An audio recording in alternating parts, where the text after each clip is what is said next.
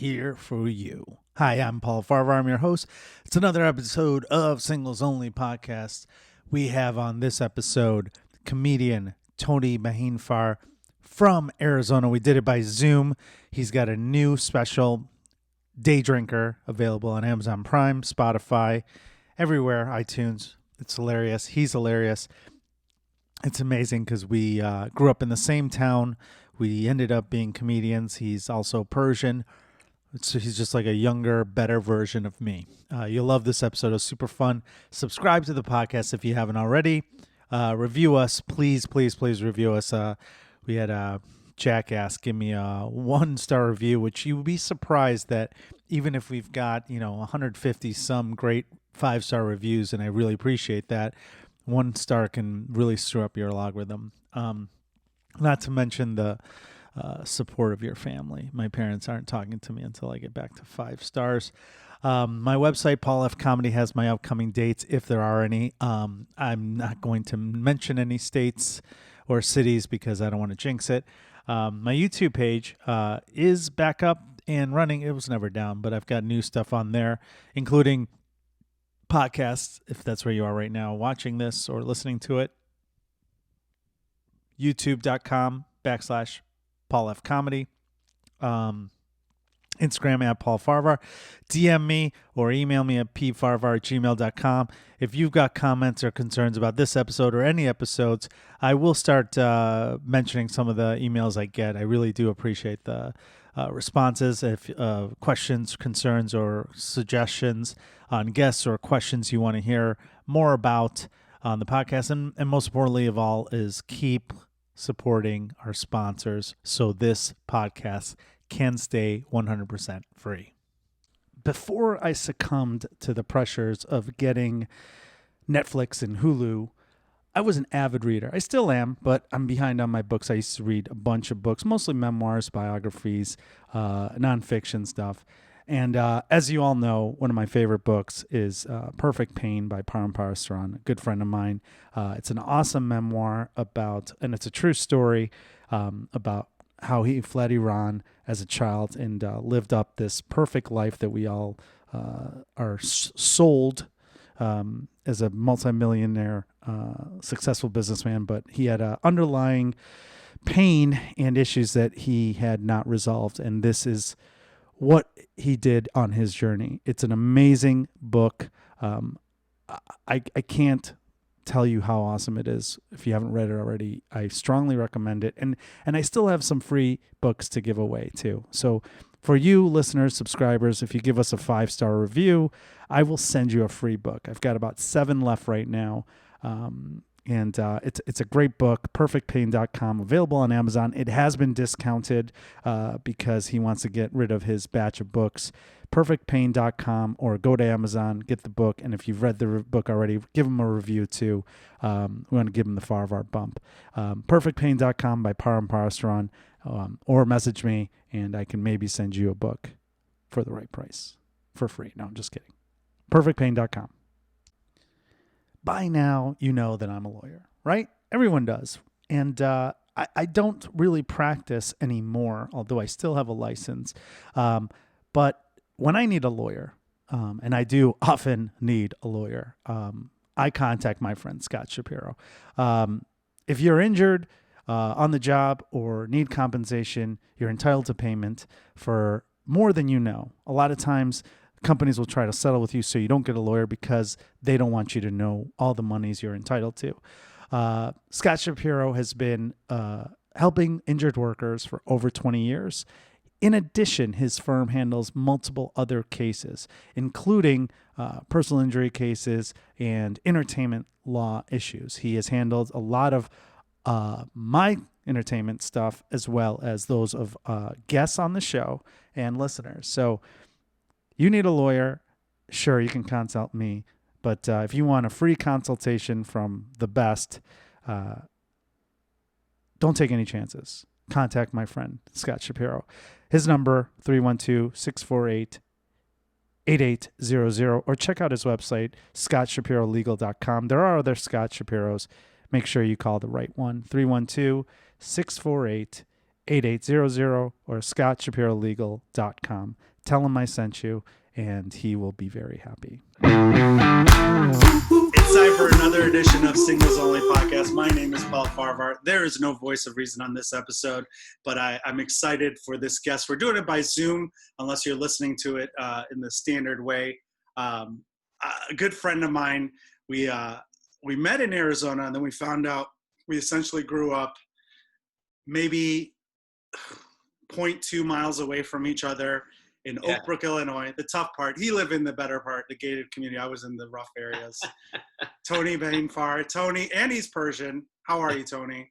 I'm doing well. Yeah, we actually had the exact same life, except you did it just a few years before I did. But same town, same school, same nationality. Like we. Yeah. It's funny because I remember the first time I met you, and I was like, "Wait, you're from Oak Brook?" And we were in like North Scottsdale, Arizona, which is where you're in Arizona now. Yeah. And I was like, how do I not? I know all the Persians. I'm like, how is this not possible? So. And then I explained I'm only half, so that explains. Yeah. So. Different gang altogether. There's like different gangs of Oak Brook, the tough neighborhoods. The ghetto of Oak Brook. I've been trying to get you on this podcast. You were either single or not single, and then I was supposed to be in Arizona, and I was going to record it live, but unfortunately, you guys don't understand this virus it's an alleged pandemic. Yeah. See, we're all really stupid here, so we don't know anything. We don't know what's going on. Is a virus? Is that that's happening? There's like a virus.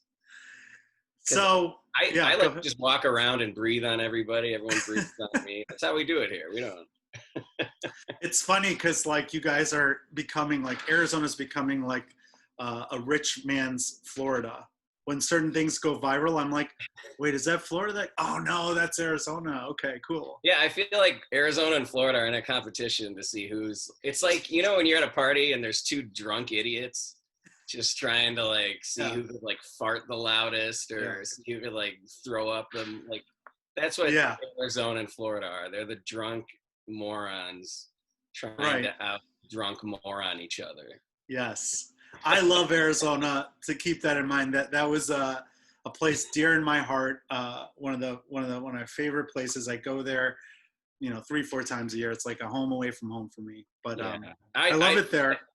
I love it here too.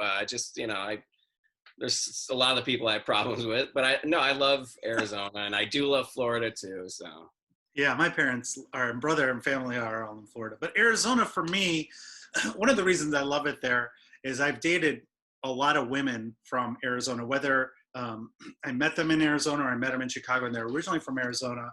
I just have this, I feel like it's a great area. I don't know, maybe they like Persian men. I don't get it. They don't want to piss off their dad, and Persian is like the new black in a way, but is that true? Is it easy to date there? What's going on? How are you single? There's a lot of singles here. There's a lot, and even the people that aren't single, they pretend they are. Okay. Yeah, I mean, there's a lot of bars. That's the thing here with Scottsdale and Phoenix. It's all bars, restaurants, nightlife. Like everyone wants to get out. Everyone wants to mingle. It's a great spot for singles, I guess. Yeah. You're currently single, not faking it. Yeah. Okay. Yeah. You always. I don't know. Maybe I'm faking it. Who knows? I gotta take this wedding ring off. Hold on a second. I gotta make sure. But you've been in like long-term relationships there, right? Oh yeah, I'm a long-term relationship guy. I've been in relationships for most of my adult life. Yeah. What's the longest you've been single? Let's start with that. Well, since I don't know, I had a stretch when I was in my like mid to late 20s. I think I was single for like 2 years. Okay. But it wasn't fun single. It was like, because I just got out of like a 6-year relationship at that point. 6 years in your 20s? Yeah. Where'd you meet? How'd you meet this person? Let's figure this out. I met her. Let's see. I met her through a friend, And then her friend wanted me, like, she was like, oh, she was like, oh, you got to meet my friend. And I said, yeah, okay, that sounds good. And I met her friend, and then we dated for 6 years. But it was like that, it was like that early 20s. Like, I think I was 19 when I met her. So, oh, wow. Okay. Yeah, so it was like that early 20s, like first like big relationship. And then, there was a lot of jealousy and drunken fights, drunken arguments. And then the breakup should have, we probably should have been broken up longer than, long before we actually did. And so, it was that rocky kind of practice. I don't want to say practice, because that kind of minimizes her. She's great, but it's that thing you have to go through as a human being to grow for your next just for whatever comes after your life. You have to learn. I think everyone needs that first big relationship where you can just be an idiot and and then learn from it. Well, you were when you're 19 and 20, your brain isn't fully formed. I mean, that's science. I'm 39 and it's still not fully formed. I'm just saying, like, for you to be, but it's kind of weird that, you are a good looking guy. I mean, were you good looking back then too? Or were you like a fat kid? Well, no, see, that's the thing. Like, I was good looking when that relationship started, but then like the last like 2 years of it, I started to I packed on the pounds. Oh, really? Okay. Yeah. So I show people pictures of me back then, and people are like, one girl literally said, oh, did you use that fat app? I was like, no, that's me eating a bowl of Lucky Charms. There's no app. Fat Tony. So there was a 2-year Fat Tony period, which obviously made fun dating impossible. I would assume in Arizona. Like most guys, I didn't know I was fat. Guys never know when they get fat. Like, if they're thin and get fat, they don't know it. So like I remember I was with a friend of mine, and she said we were at like I was with it was like the tail end of my relationship with the 6-year relationship. We were at like Linens and Things, or one of those places, or Bed Bath and Beyond. Yeah. And I think she was trying to tell me how much weight I'd gained. So she was like, hey, there's a scale there. And I was like, oh, okay. She's like, you should get on it. And I was like, what? Why? She goes, how much do you think you weigh? I was like, well, probably, I haven't weighed myself in a while, but I bet I'm probably 175. I know I put on a little weight, probably 175. She goes, yeah, get on it. And I said, okay. I get on the scale. It said 205 pounds. What? And I was you gained a lot of weight. I know. You're 175 normally? Well, I think like normally I'm like 165, but I thought I'd put on just a little weight. 10 pounds, yeah. And so I was like, no, this scale's broken. Like, there's no way I'm over I'm 5'7" and a half. There's no way I could be over 200 pounds. And I got on 2 more scales, and they all said the same thing, and it scared the hell out of me. Yeah, that's unhealthy. That's just. So yeah, after that I went down again in weight, and then I went back up again. Like maybe about 10 years ago, I started getting a little bit of weight back, but now I'm back now. I have a lifestyle now. It's funny that weight gain is so. We're contributing that to. Oh, that's why I was single. Like, that's why it didn't work. But like, you are in Arizona, which is it's a place where it's surrounded by attractive people. Yeah, and that's really one of the reasons. Like, when I moved here, I was a little chubby when I moved. When did you move to Arizona? I moved to Arizona in February of 2010. Okay. Yeah, I think 2010. So this relationship was back in Chicago then, or? Yeah, the one I was talking about, that 6-year relationship, that was back in Chicago. That I think we ended up breaking up in 2007 or 8 or something like that. Okay. Yeah, around. So you decided, hey, I'm going to lose some weight and go to the city of beautiful people to force myself to get under 165. I guess that's pretty much it. And it's funny that when it's hard. Like, I don't understand. because people are beautiful here because it's like here in Vegas, like you have to be because it's too hot to be fat here. Like, I don't know. I can't. It's too hot to be. But you go out there and it's weird because I remember the first time I went to Arizona for spring training, probably like 12 years ago. And I just look around and there wasn't one unattractive person in Scottsdale. And I was like, and I was in good shape back then. I was a younger guy and skinnier than I am now. And I was like, this is the best place in the world. And everyone, men and women, were just attractive and they were nice to people from Chicago. I mean, like I remember I was at a bar in Scottsdale and all of a sudden I was Chicago Paul and everybody knew who I was. And I got to hang out with the bar crew till the end of the night. And this was before I did comedy. And I was like, this is the best place. And I was like, and I met attractive women that otherwise in Chicago would never talk to me. So I just feel like that's what you did. Well, pretty much. And that's one of the reasons I love doing shows here is because I'll always, after a show, I'll stand out when the crowd, and I'll say goodbye to the crowd when they're leaving. And I always end up hanging out and just mingling with people from shows. And a lot of them I'm in touch with, you know, it's very friendly because most people are from somewhere else. Right. So, or they're on vacation from somewhere else. And everybody here is from Chicago or New York or somewhere. So, it's a very friendly, lively atmosphere, and it makes it good for being a local comic here. It's great for that. It's funny because I gathered so many fans there over the years of going there as a comedian that now like I have a fan base in Arizona where I could actually sell out a room or a smaller room based on just that stuff. I mean, you got me into that one club and the first 2 shows I did there were sold out. I was like, this is surreal.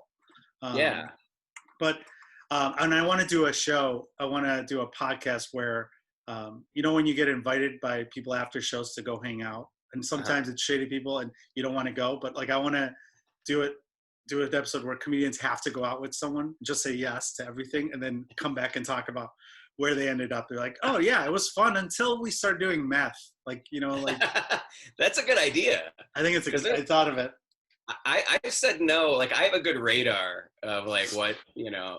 So there was this one couple, and they were always so drunk, and they would always say at least one thing racist to me afterwards. Oh wow! And then always ask me to go hang out with them, and I was always like, you know, maybe next time.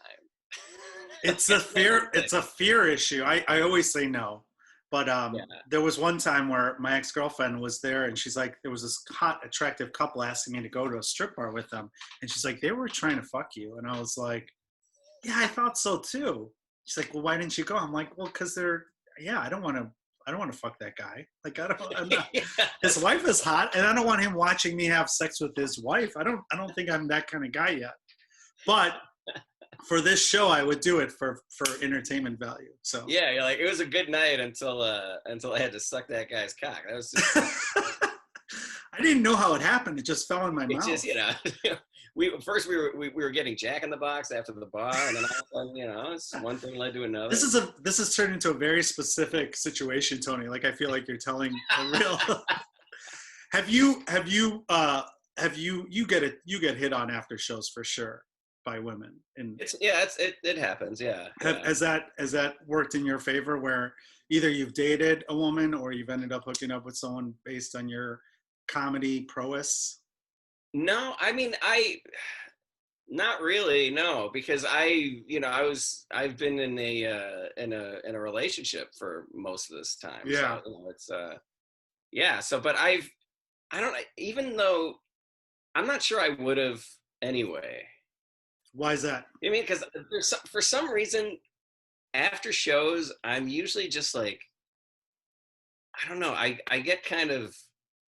I mean, I like hanging out with people in the comedy club. You know, we could buy drinks afterwards or whatever, and then. But once you get out those doors, it's a whole other world. Man, I just get. Yeah, and it's you know, since I've been like long relationship guy, I'm kind of like, kind of nervous about it now. Like, Yeah. I don't know what the hell I'm gonna. Well, now you have no. How long was your last relationship? How long It's like on and off for 10 years. Oh wow, okay. So Yeah. that's basically a lifetime. Yeah, I told you I was a long relationship guy. Yeah. Yeah. Well, But go ahead. No, go ahead. I'm sorry. Do you want to get married and have kids? Is that like the end goal? No. Really? Yeah, no. And it's runs contrary to kind of how I call myself a long relationship guy. But yeah, no, I don't think I mean, I might. Marriage is not something I'm opposed to. Here's the thing that I've realized about myself is that I'm an irritable guy, like day to day. I need my space. I need my own space. I can't live a life where people are constantly like, with kids is a full-time thing. That I'm pretty positive I will never want kids. And then just being, I'm an indecisive, irritable guy. So to finally have someone and be like, yeah, all right, you're it. And then that's it. Like there's never going to be another first date. There's never going to be another, that excitement when, like that's just, you're kind of just saying like, yeah, all right, this is it. I feel like if I ever stop doing this podcast, you could just step right in and host this show and take over and be like, yeah, I'll take no one would know. They'd be like, wow, Paul looks younger and way better. Like what happened? Unless you gain a lot of weight, then they'll be like, oh, it's just Paul again. Yeah. Because I don't want to get married. I don't want to have kids. And I say the same thing about marriage where I say, I'm not opposed to it, but it's not something, it's like not on my radar to want to have it. And my friends and probably your friends too, because I feel like we have similar backgrounds where all our friends are like, the only reason to get married is if you want to have kids. These are what my friends who are married say.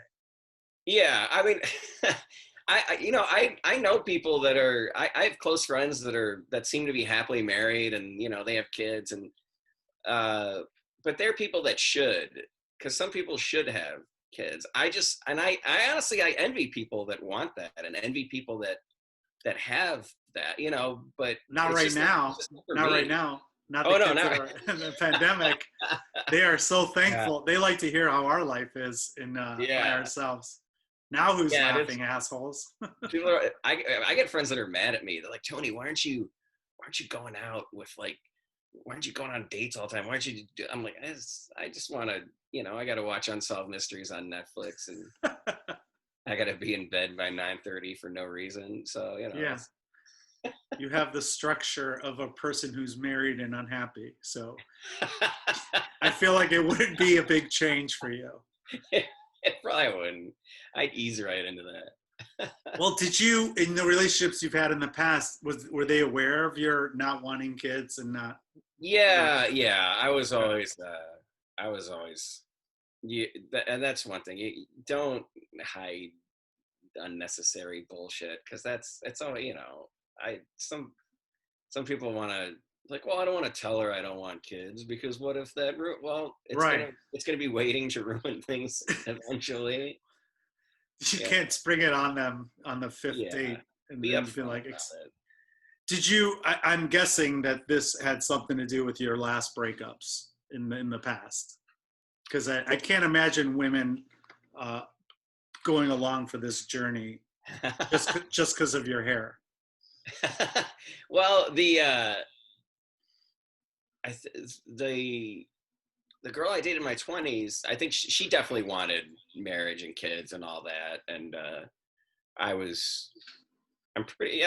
think she knew that I didn't really want it. So yeah, that was definitely that.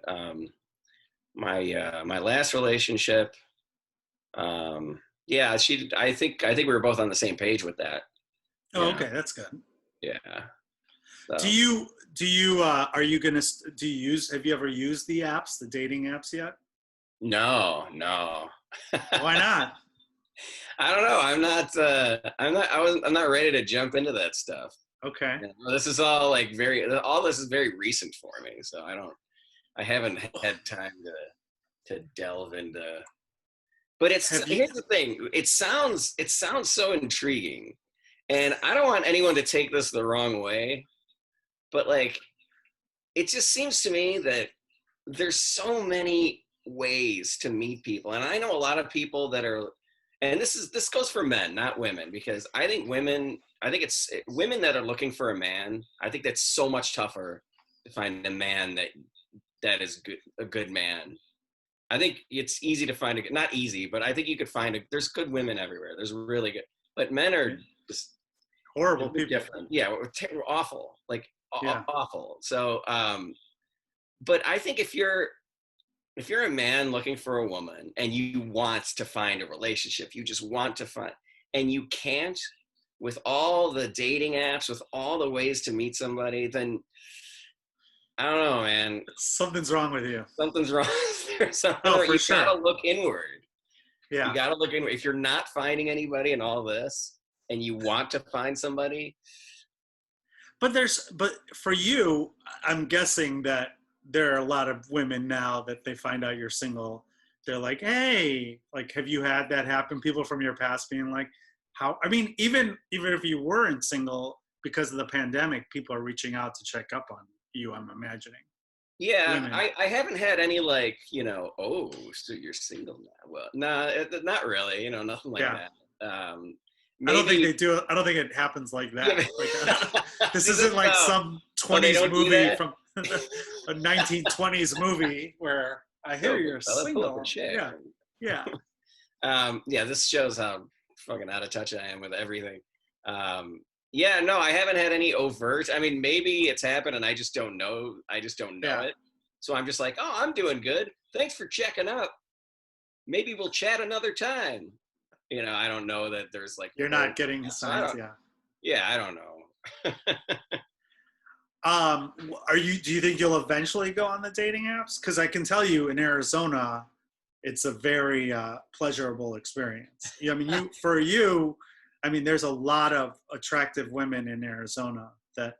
I think eventually I'm gonna. Yeah, I will. I think for sure. When do you think you're going to be ready for that?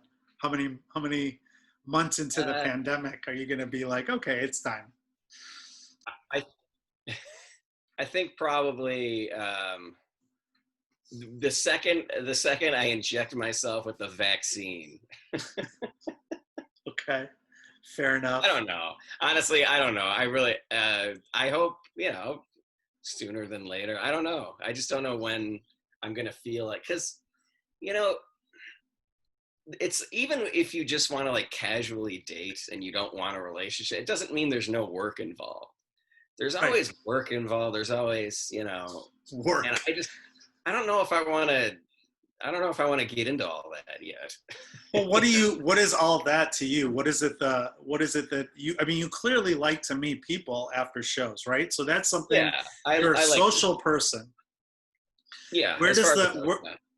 Where does it break down? You clearly aren't shy around women. I've seen you talk to attractive women. Yeah. So where does it break down where it becomes like, is it the one-on-one that you're not comfortable with women, or are you shy deep down, or are you like hiding something? No,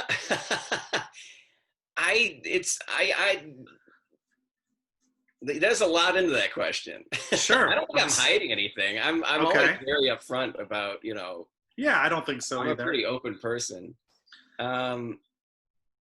Give me your question one more time so I can articulate.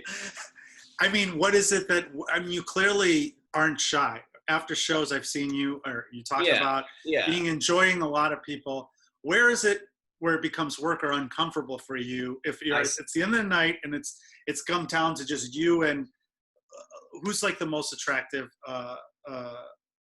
your number one go-to attractive woman in the world?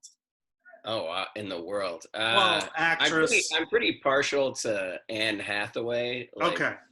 The Dark Knight Rises Anne Hathaway. Okay. So let's say Devil Wears Prada, if you will. Okay. All right. I'm more of a Heather Graham guy. Everyone knows who listens to the podcast. But let's say you go out where you and I do a show in Las Vegas, and after the show, Heather Graham is there, the real Heather Graham, and Anne Hathaway lookalike is there for you. And we've partied with a group of 20 people at Jimmy Kimmel's Club, and then it's the end of the night, and then it's down to us four, and I go, hey, Heather and I are gonna go get some snacks, and then Anne Hathaway lookalike goes to you, hey, Tony, you want to stay out, or do you want to go do something else? What happens? What work is involved here that's uncomfortable for you? You know, all right. I would say, all right. What does she ask to do? To get some snacks? I don't know. What are you gonna do? What's the move? It's 2 a.m. We've already had a great show. You crushed. You got 3 applause breaks in 15 minutes. Then I'd say, hey, Anne Hathaway lookalike.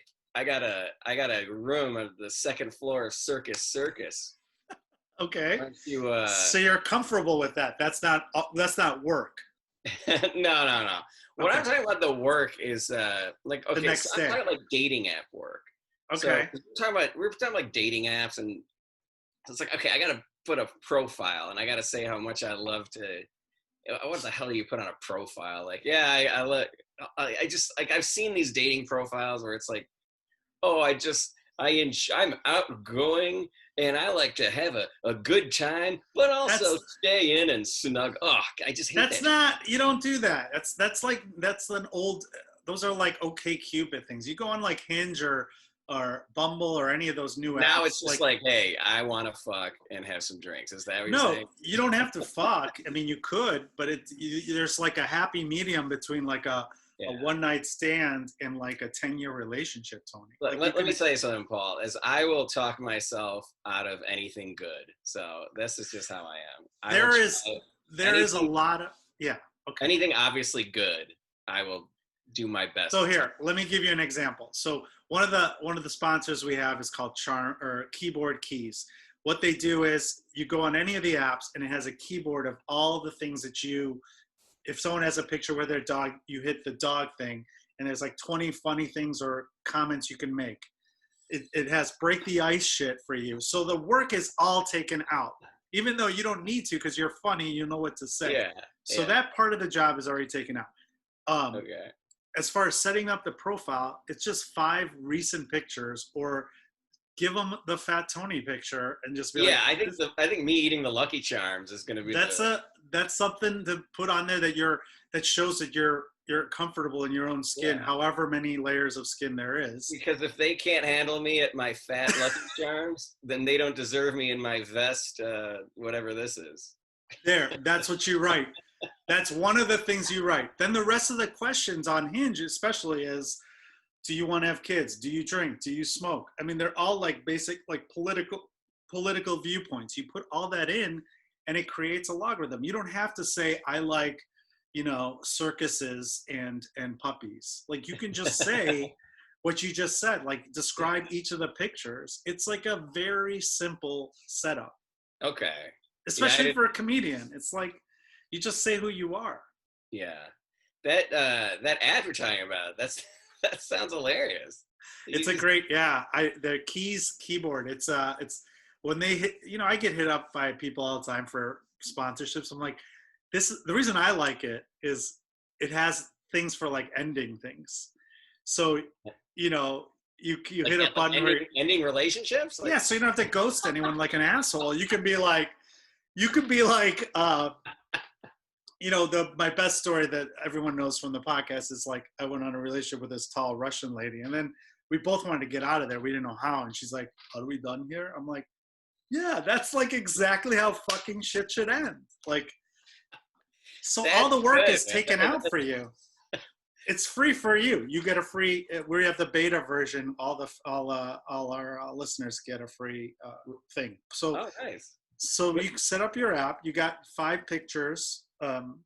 There's a picture of you on stage. You don't want to do too many stand-up pictures because that's a little much. Yeah. Picture of you with your dog. Obviously, your dog's important to you. Fat Tony picture, and then a picture of you doing something, hiking or whatever. I don't think you hike, but something you do. I used to hike but yeah. I think I asked you to hike once, and you laughed at me.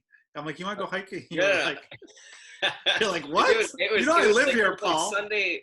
I think you wanted to go hiking on like Sunday morning before a Bears game, and the night after shows. So I'm hungover, and I just want to wake up and start drinking and watch the Bears. There's no room for hiking. You put a Bears picture on there too. There's your 5th picture. You watching a Bears game.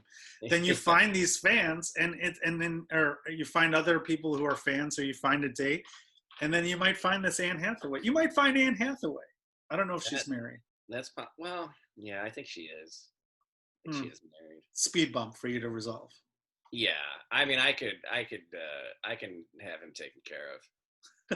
I don't know what that means. Did I just threaten Anne Hathaway's might-be husband? But I'm just kidding. I don't even know who he is or if he exists. What are the things that you've learned, whether it's through relationships you've been in or just about yourself? Like, what are the things that if you do get in a relationship, what are you looking for other than someone who looks like Anne Hathaway? Well, I think something very important in relationships. A lot of people, they want to look for certain qualities. I want this. I just want, to me, and it sounds simple, but I want somebody I could just chill out with and be comfortable with. Yeah. Because all the other stuff is noise. But when you're at home together and it's just you guys, it's just you two, can you be comfortable around each other? Can you enjoy each other's company? And obviously there's more, you have a certain type of person that you're attracted to, like that all matters. But for something to last long, you have to be able to get along just when it's you two. Can you just hang out together? I just never want to be the guy where I'm out somewhere and then, because you see this all the time where it's like someone's out and then the phone goes off and they look and they're like, oh, yeah. Hold on one second. I gotta. What? Yeah, I know. I'm gonna be fucking. It's like I don't want that. You don't want that. I don't want I don't want the eye roll every time. Having to explain why you're having fun and that person is not. And just not looking forward to just being around or talking to that person. Like it shouldn't be that way. So I think if you're just able to, have what closely resembles a friendship. I think that's what works. I'll tell you what, it's always funny to me. What I love about social media is any couple that's, and I've seen 2 of my friends do this in the past week. When they're like, I love this woman. And it's like the love of my life. And she's like, I found my rock, my steady man that I've been looking for. And then 2 days later, divorced. That's always a sign of something's not right. Yeah.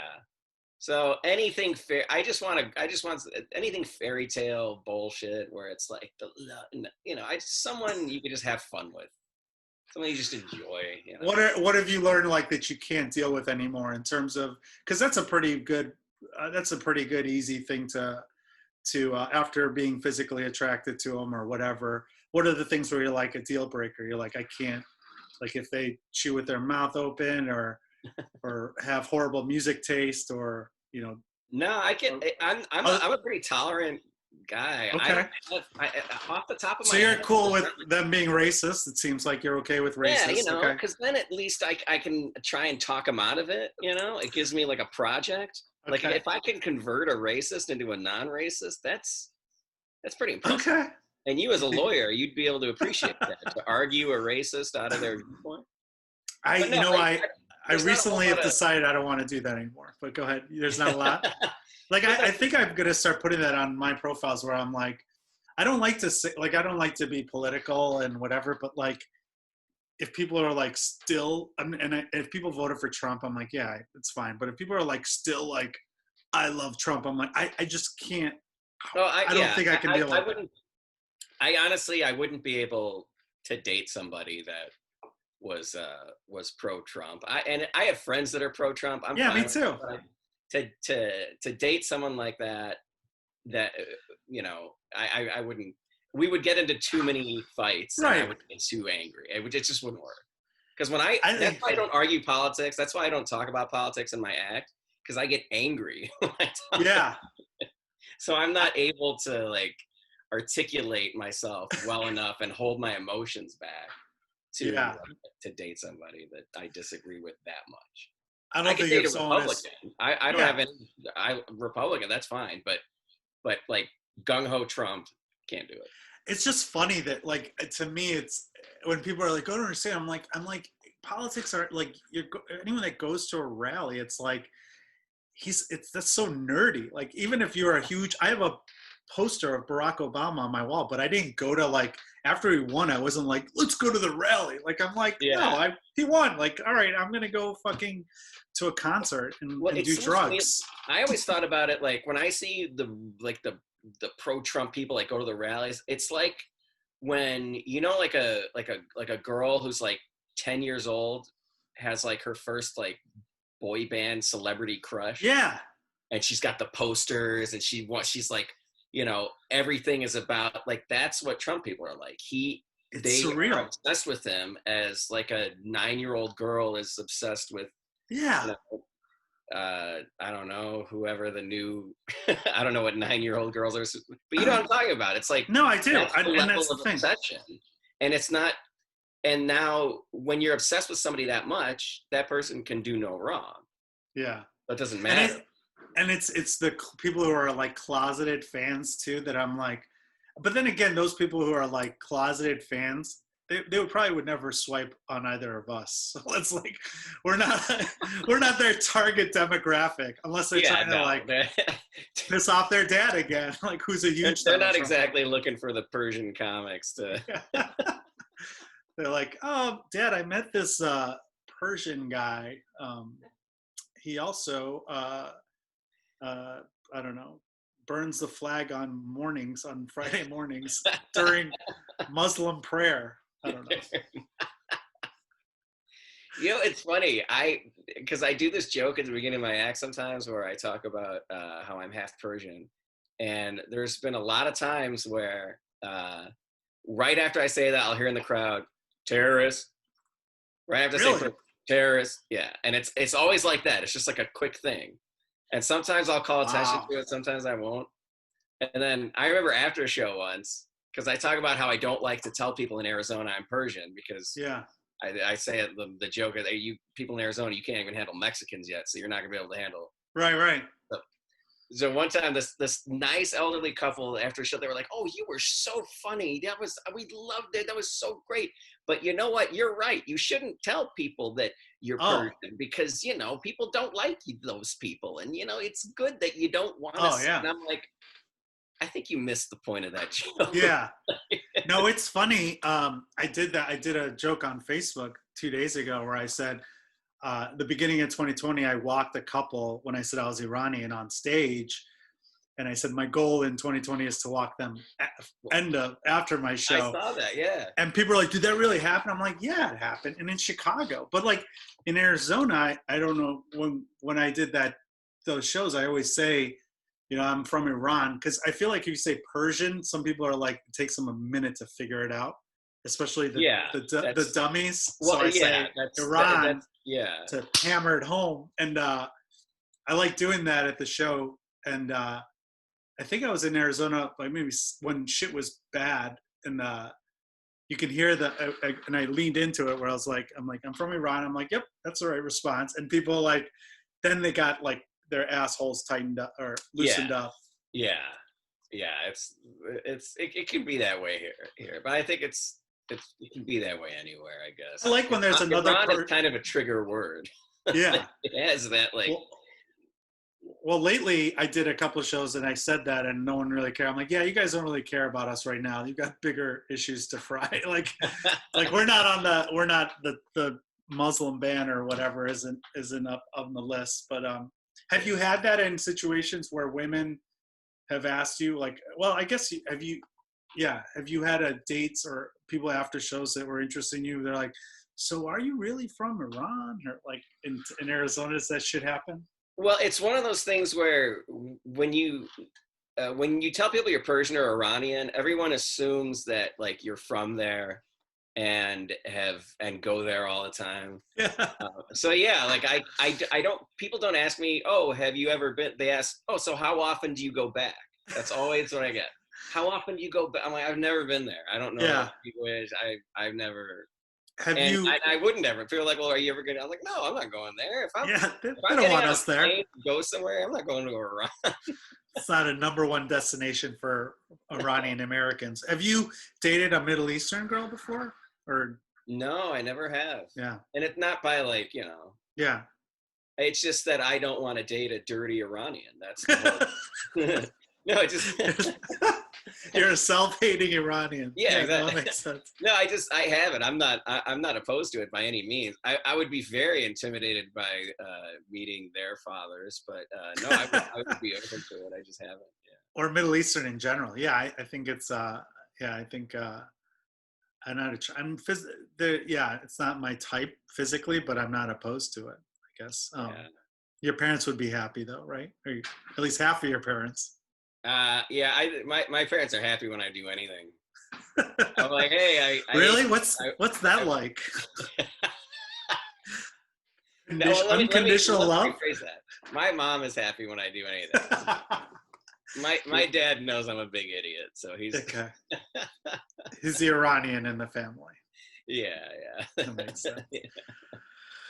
Well, Tony, it was awesome having you on here. Thank you so much. Hopefully it wasn't too painful for you to delve into your problems. I do think you need to go on one of those apps. You need to I will check them out for sure. And I'm going to check out the keyboard thing too. Keys, yeah. It's I'll give you the link. It's singles only is the password. It does literally for you who doesn't want to put in the work, it does everything for you. So I can put up, if you send me the pictures you want, I can make your Hinge profile in 2 seconds. And It's going to be like, I like Hinge because it tells you everything about the person. So like political view, religious, smoking, drugs, drinking habits. Nice. Okay. Speaking of which, before we leave, I want everyone to know you've got your special Day Drinker coming. It's already out on Amazon Prime and Spotify, right? And Apple Music. Yeah, you could listen to it on Spotify, Apple Music, iTunes, and you could watch it on Amazon Prime. Where'd you record it at? The Comedy Spot? I recorded it in October 2019 at the Comedy Spot. We recorded. I was there 3 nights headlining, and we recorded each show. Yeah, it was a lot of fun. Yeah, and it's all clean too. I did all clean sets, so that's different. Nice. But yeah, it was a lot of fun. Yeah, it's Day Drinker, so check it out. I will check it out. We'll tell everyone to check it out. Where can people find, other than on the new dating app you're going to be, where can people find you on social media? Follow me on Instagram at Tony B Comedy. That's always where I am. That's where I post all my comedy stuff and everything. So yeah, awesome. At Tony B Comedy on Instagram. All right. Well, thanks, Tony, for coming on Singles Only Podcast. Please check him out, everyone. And thank you all for watching or listening to another edition of Singles Only. Thanks, Paul. Hey, Singles Only folks. Have I ever steered you wrong? Have I ever, giving you bad advice? I've been here for 4 years now for some of you guys. The longest relationship I've ever been in is with this podcast. And I've given you everything I can. I brought guests that have informed you, entertained you, told you how to date, told you how not to date. And now I'm bringing you another tool, a superpower, if you will. It's called the Keys Dating Keyboard. You download this app, and it saves you thousands and thousands and thousands of hours in dating.